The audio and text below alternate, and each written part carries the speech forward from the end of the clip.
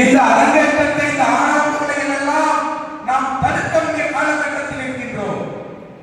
ஒரு வாரத்திற்குள் புதுக்கோட்டை மாவட்டத்தில் 2 சகோதரர்கள் படுகொலை, இன்று நம்மளுடைய திருநெல்வேலியில் நம்மளுடைய சகோதரர்களுடைய படுகொலை, இதையெல்லாம் தடுக்கக்கூடிய காலகட்டத்தில் நாம் யாரெல்லாம் இந்த சமூகத்தினுடைய பாதுகாப்பாக இருப்பார்கள் என்று எம்பி எம்எல்ஏக்கள் ஆகினோமோ அவர்கள் எல்லாம் கைவிட்ட நிலையில் நிச்சயமாக மக்கள் தேசம் எந்த ஒரு போராட்டத்தையும் நடத்தி அதற்கான தீர்வை நிச்சயம் பெற்றுத் தரும்.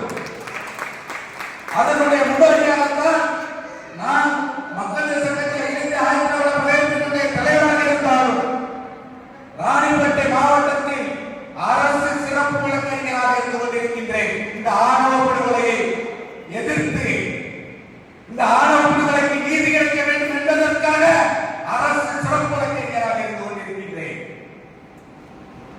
என்னுடைய தம்பி கவினுடைய தந்தையாருடைய பேட்டியில் பார்த்தேன். நான் ஒன்று சும்மா சாதாரண மக்கள் இல்லை, திட்டமிட்டு என்னுடைய மகனை அழைத்து சென்று ஆசை வார்த்தை கூறி அழைத்து சென்று மிளகாய் பொடி தூவி ஒரு குடும்பமே படுகொலை செய்துவிட்டது.